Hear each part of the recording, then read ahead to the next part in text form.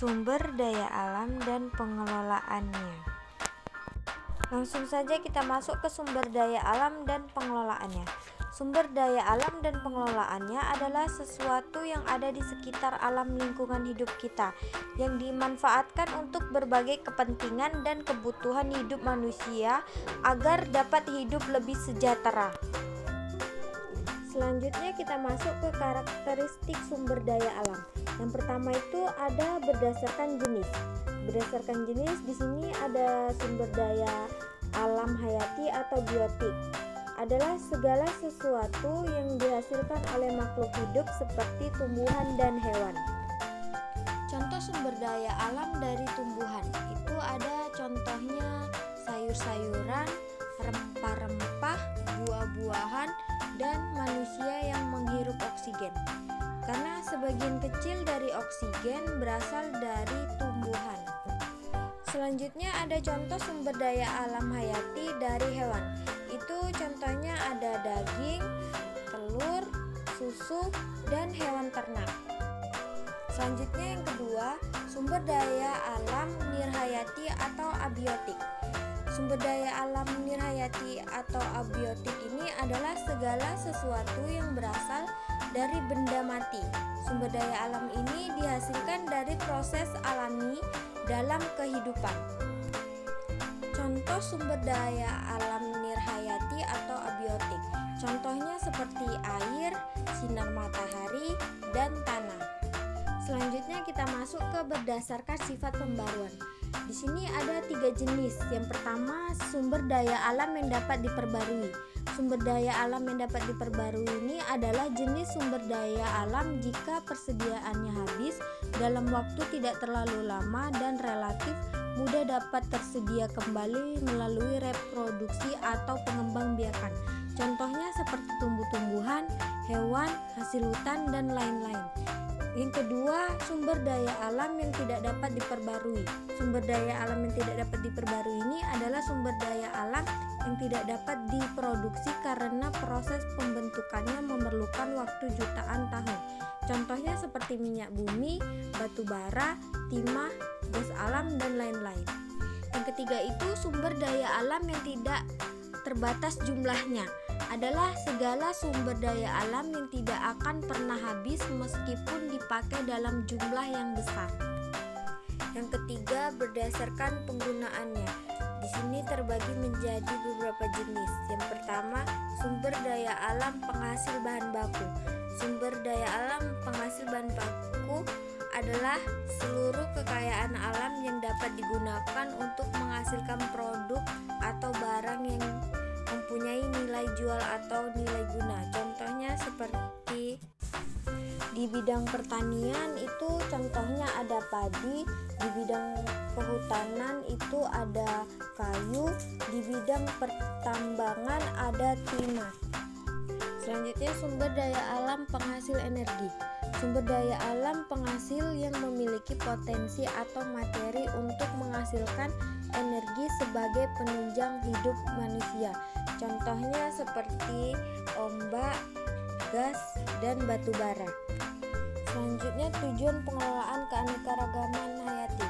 Yang pertama, konversi yang menjamin kelestarian kekayaan keanekaragaman jenis makhluk hidup dan nilai tantangan kelangsungan keanekaragaman. Yang kedua, pemanfaatan unsur keanekaragaman hayati dan atau penyediaan kecukupan kebutuhan bahan hayati dan atau berkelanjutan. Yang ketiga, terwujudnya akses pembagian keuntungan yang adil atas pemanfaatan sumber daya genetik. Selanjutnya kita masuk ke materi pengelolaan sumber daya air. Penggunaan sumber daya air ini adalah upaya merencanakan, melaksanakan, memantau, dan mengevaluasi penyelenggaraan konversi sumber daya air, pendaya gunaan sumber daya air, dan pengendalian daya rusak air. Prinsip tak dapat menambah persediaan air di bumi karena jumlahnya tetap dan hanya keberadaan kumpulan atau konsentrasi dan fase-fasenya yang berbeda. Ada 3 metode pengelolaan air. Pertama, pendekatan input. Yang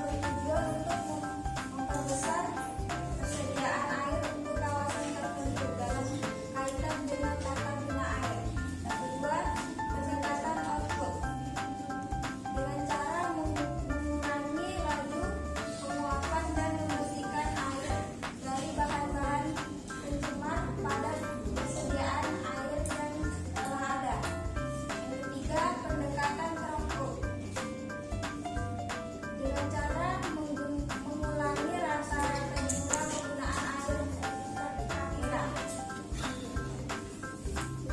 Pengelolaan tanah. Yang pertama, reklamasi.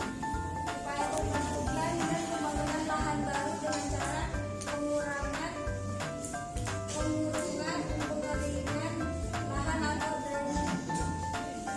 drainase dalam rangka meningkatkan manfaat sumber daya yang ada.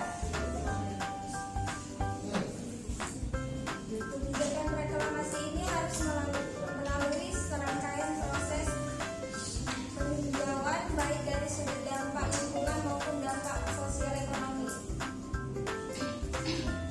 Restorasi. Suatu tindakan atau upaya untuk mengembalikan, memulihkan, memperbaiki sesuatu kepada bentuk dan kondisi semula.